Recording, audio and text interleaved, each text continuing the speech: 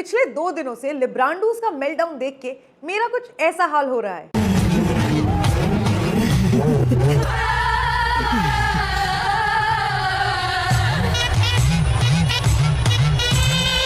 इतना सुकून, हा। लेकिन आज की इस वीडियो में हम सीरियस होके उन रियल रीजंस को एनालाइज करेंगे जिनकी वजह से वेस्ट बंगाल में बीजेपी ने ममता को उसकी क्षमता दिखाई है। ये वो रीजंस नहीं है जो लोग कॉमनली डिस्कस कर रहे हैं। हम डीप एनालिसिस करेंगे बीजेपी की विक्ट्री का, और वीडियो के एंड में एक एक्स फैक्टर की बात भी होगी। So let's begin. Hi guys, I am Swanya and you are watching Swan Unleashed. देखो, इलेक्शन से पहले लगभग सारे पॉलिटिकल एक्सपर्ट्स यही बोल रहे थे कि ममता को हराना बहुत ज्यादा मुश्किल है, क्योंकि जो ममता बनर्जी ने कहर मचा रखा था वो अलग ही लेवल का था। हम्बा हम्बा रंबा रंबा कंबा कंबा।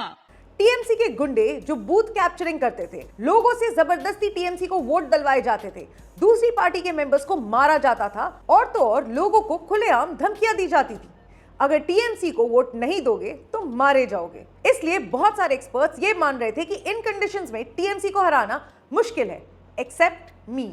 तुम्हारी बहनिया को बहुत पहले से इंट्यूशन थी कि बीजेपी इस बार बंगाल जीतेगी, और देखो जीत भी गई, और वो भी ऐसी स्ट्रैटेजीज के साथ जो माइंड ब्लोइंग है।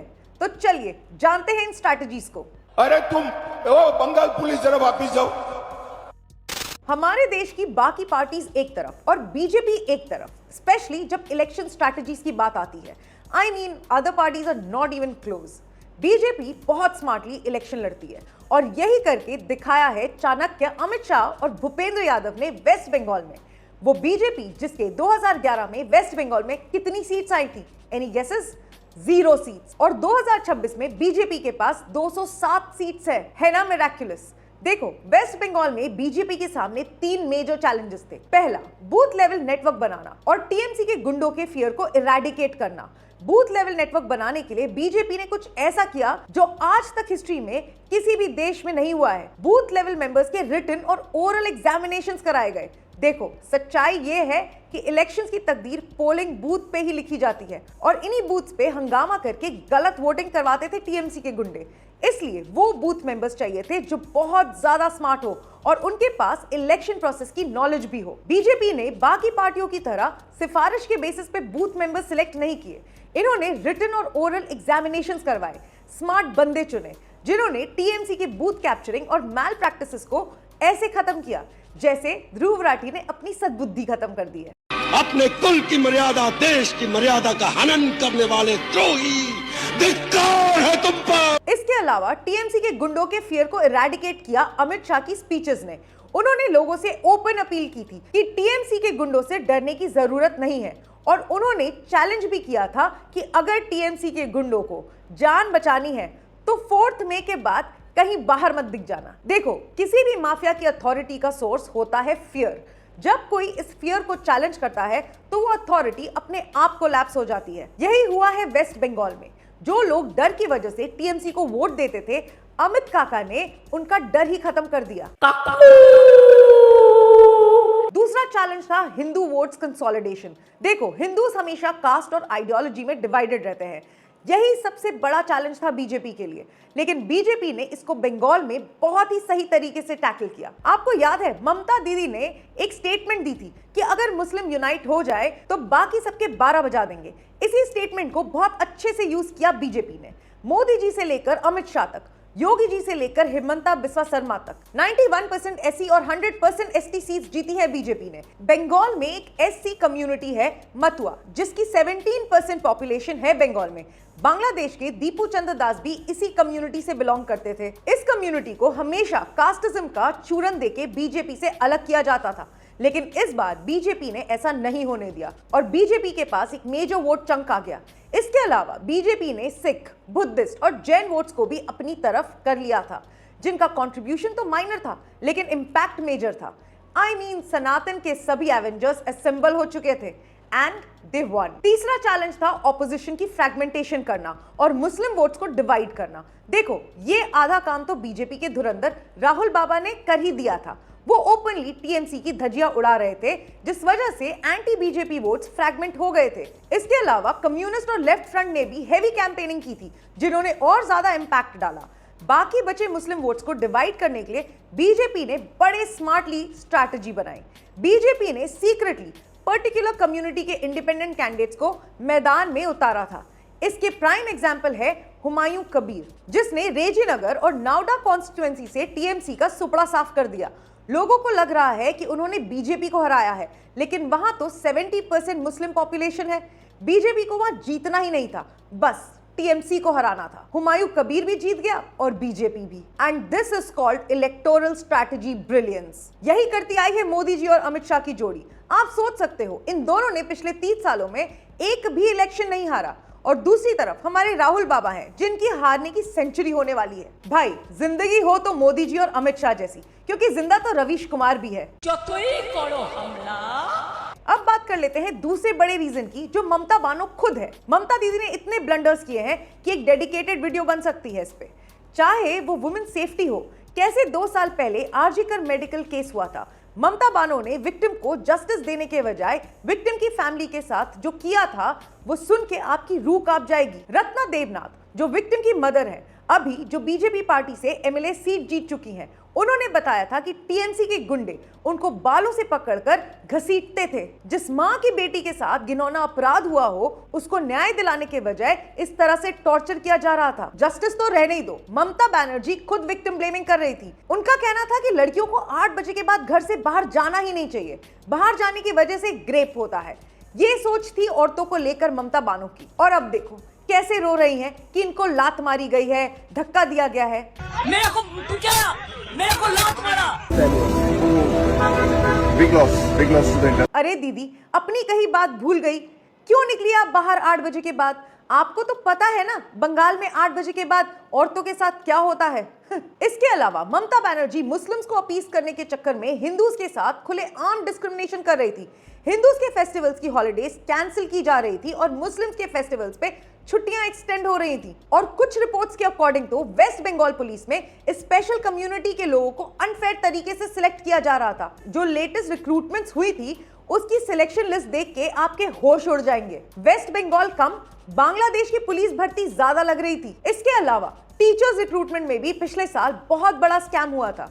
हिंदूज धीरे धीरे वेस्ट बंगाल छोड़ रहे थे, बेचारे करते भी क्या। मुर्शिदाबाद में आप सबको पता है कि क्या हुआ था।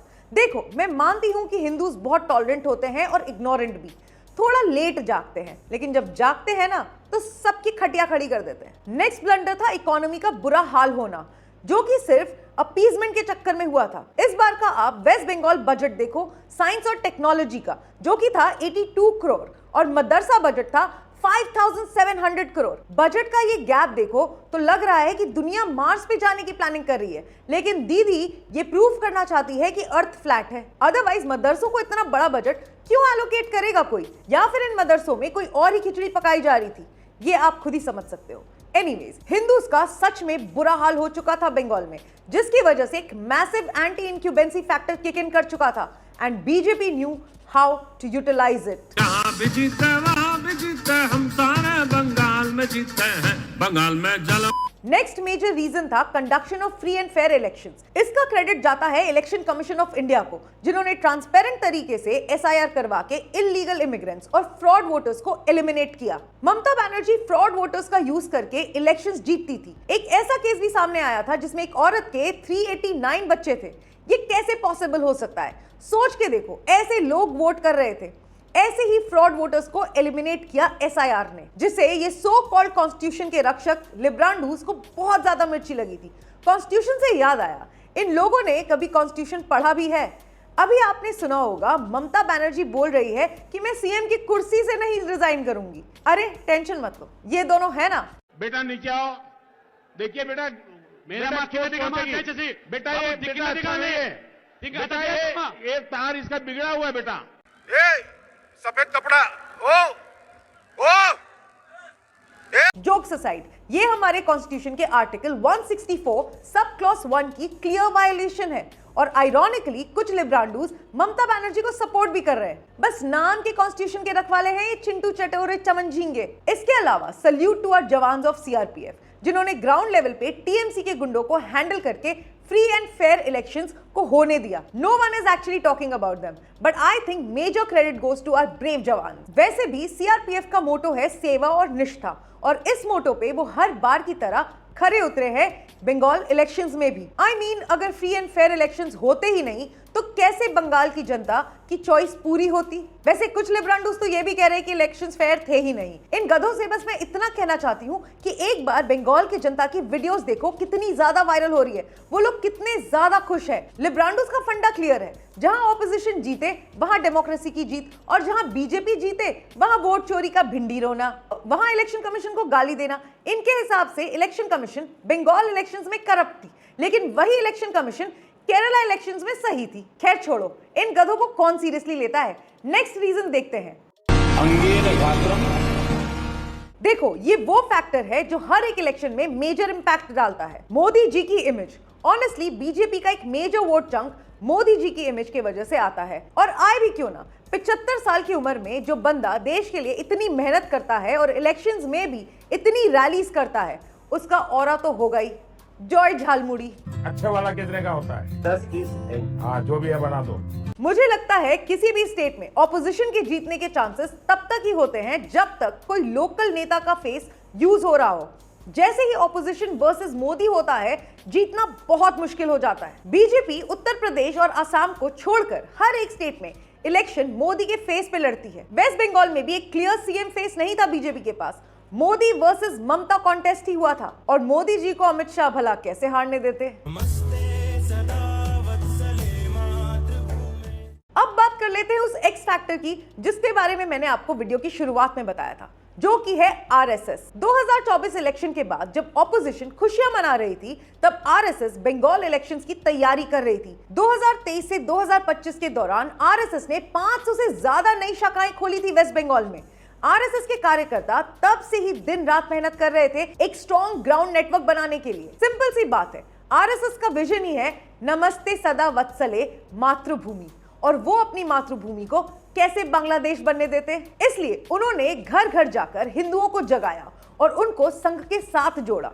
विलेज लेवल पे जाके एक नेटवर्क बनाया और स्पेशली संदेशखाली और मुर्शिदाबाद में जाके हिंदूज को सपोर्ट किया। देखो, अर्बन वोटर्स तो ममता के ब्लंडर्स और एंटी इंक्यूबेंसी की वजह से बीजेपी के साथ आ गए थे, लेकिन विलेज के वोटर्स को कंसोलिडेट किया आरएसएस ने, और नतीजे आपके सामने हैं। ये थे कुछ रियल रीजंस जिनकी वजह से बीजेपी वेस्ट बंगाल में जीती है। आप क्या सोचते हो, कमेंट सेक्शन में बताना। और अब बीजेपी के लिए एक मैसेज है। अब बीजेपी को बंगाल के लोगों ने मैंडेट दे दिया है, तो बीजेपी की रिस्पॉन्सिबिलिटी बनती है कि वेस्ट बंगाल के इश्यूज को रिजॉल्व करे, वरना 5 साल बाद सिचुएशन फिर से बदल सकती है। और हाँ, अब तो असम और वेस्ट बंगाल दोनों जगह पे बीजेपी गवर्नमेंट होगी, तो अब इलीगल इमिग्रेंट्स को उनके घर पहुंचाना कोई मुश्किल नहीं है, क्योंकि अगर 5 साल तक इलीगल इमिग्रेंट्स यहीं रहे तो बीजेपी वालों, तुम समझते क्यों नहीं, ममता बानो को इलीगल इमिग्रेंट से प्यार हो जाएगा फिर से। तुम समझते क्यों नहीं कि अगर मैं तुम्हारे साथ 2 मिनट और रही तो क्या नैना, मुझे तुमसे प्यार हो जाएगा। और हाँ, आप लोग जो मेरी वीडियोस को इतना शेयर करते हो, इतना प्यारे प्यारे कमेंट्स करते हो, मुझे भी तुम सबसे प्यार हो जाएगा फिर से।